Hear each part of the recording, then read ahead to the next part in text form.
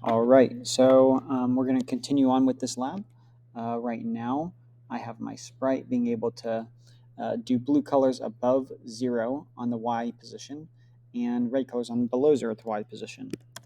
So we're going to move on to page 2 of this lab. And in this part, it's going to say, go ahead and make 3 different positions, an upper bound, a lower bound, and a middle ground, and have 3 different colors that are associated with those areas. So we learned about predicates. Predicates basically ask a question, it comes back with a true or false value, and it does something with that.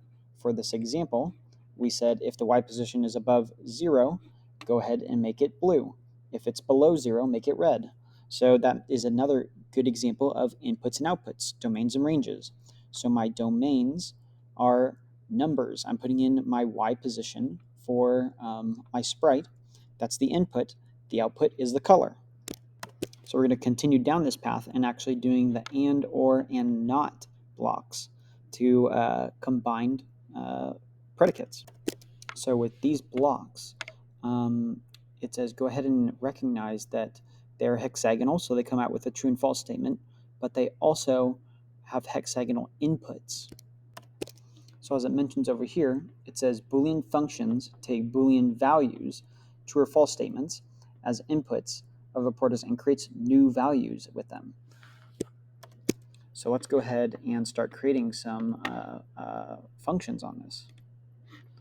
All right, so first thing we're going to do is we're going to go ahead and create a predicate. And this one's going to be under operators. And for us, we're going to label this. And we're going to label this is the Y position of the mouse between the upper bound and the lower bound. And the variables that we're going to use are the Y position of the mouse, and then upper bound after that, it should have an input. Lower bound should have an input as well. So we have is the Y position of the mouse between the upper bound and the lower bound. So Y position of the mouse is a variable, upper bound, and lower bound. So basically, the upper bound is the upper half of the stage, and the lower bound is the lower half of the stage, and anything in between is kind of like the middle ground. So we need to make up a statement that basically always makes this true. So I'm going to go to, so remember I have to have whatever this Y position of this mouse is, it has to be lower than a certain amount, but also higher than another amount. So I'm going to take out these variables, and I'm going to probably go over to operators and say the upper bound is higher than the lower bound, is greater than the lower bound. Or I'm sorry, the upper bound is greater than the Y position. And then similar, say that the lower bound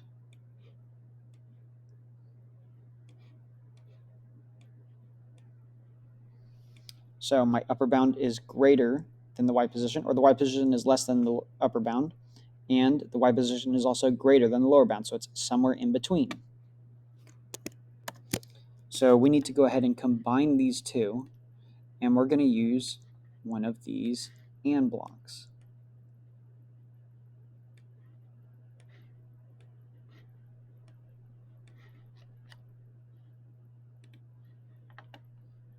And an if-else statement.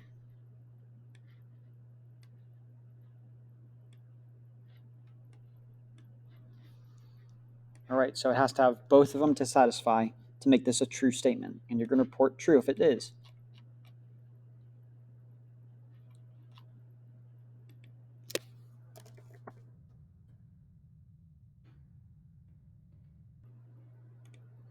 And if it's not, you're going to report false.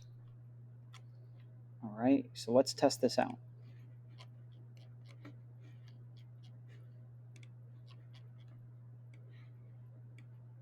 All right, let's think of a number. I'm going to say, is 5, is it between the upper bound, so this is the higher number, 10 and 4. So this should come out with true. It comes out true. Let's make a false statement. Is 5 in between 10 and 6? This is going to be false, and it should come out as false. Let's try to play with this a little bit. 11 should be false. 9 should be true. All right, so this is giving me true statements. When there's a true statement, I want the color to change. So I'm going to say this is the Y position of the mouse. So right now, if I'm over here, it should give constant feedback of, and let's do 45 and negative 45. All right, so probably somewhere around here is negative 45. They'll say false, false, false, true, true, true, true, true, true, false, false, false, false, false. So if it gets too high, it's false. If it gets too low, it's false. Right in the middle, it should say true. And this is where you're going to replace this and say, whenever it's in this middle area, it's going to give me blue. Anything else is going to give me red. So let's clear this and see if that works. And it looks like it's doing pretty well. So this is an example of combining two predicates. So it's taking, is this statement true or false? And we said the Y position has to be less than the upper bound and also greater than the lower bound. If both of those are true, which those are true or false statements, it comes out with a true statement. And then if it's not, it's false. And one last thing for this, it looks like usually I have a third color down here or a third color up here. So I'm going to go ahead and do another if-else statement.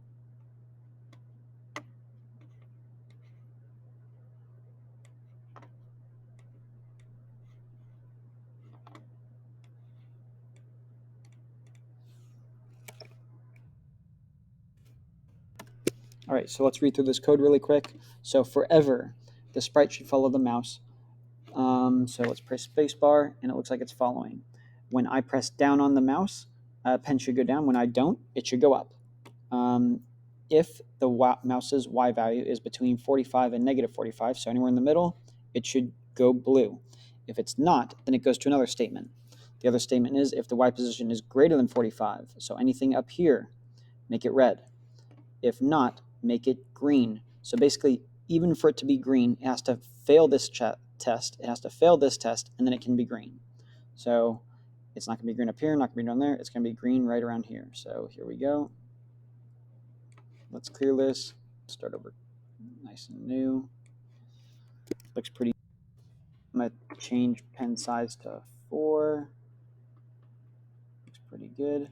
And then I'm going to actually go ahead and spell my name on here. A-T-T.